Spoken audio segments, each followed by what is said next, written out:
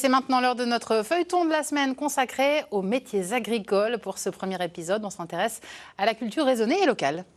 Et c'est comme ça que se définit ce couple d'agriculteurs maraîchers de Sceaux-les-Champlons. Et pour la suite, je laisse David Bailly et Jean-Pierre Petit-Colas vous expliquer pourquoi.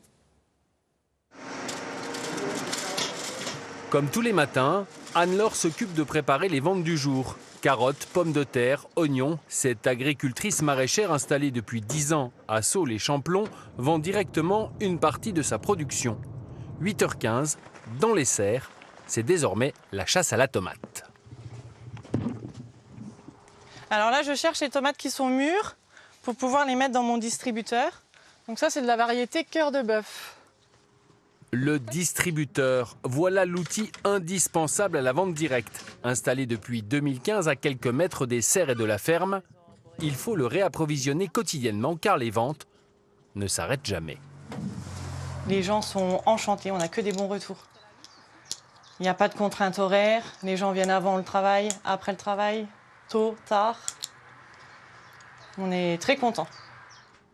Démonstration A plus B de cette réussite. Il suffit d'attendre quelques minutes pour voir les premiers clients autour des 32 casiers remplis de légumes de saison. Les produits sont meilleurs, hein. On a vraiment une grosse différence avec les produits qu'on trouve en grande surface. Je suis du coin, donc je connais, et puis je l'ai vu une fois, j'ai essayé, c'était bien, ça m'a plu, c'est bien. C'est facile pour faire des courses, quand on a envie de manger des légumes, on les a ici, quoi. Vente directe en machine et vente locale. Benoît Marchand y tient absolument. Ces produits sont distribués dans la région. Ces pommes de terre nourrissent les cantines de Metz. Les oignons, eux, iront au supermarché de la Moselle. Le temps où la production partait aux quatre coins de l'Europe est révolu. Mon père faisait des pommes de terre avant et tout était commercialisé à l'export. Portugal, Espagne, Italie.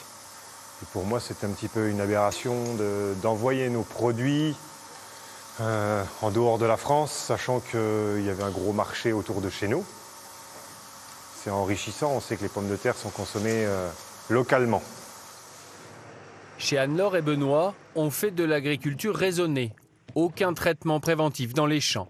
Une agriculture à mi-chemin entre le biologique et le conventionnel.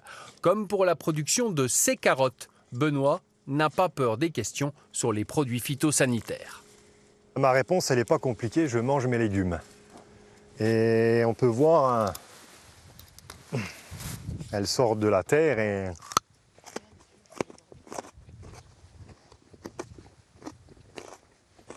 Elle n'est pas lavée.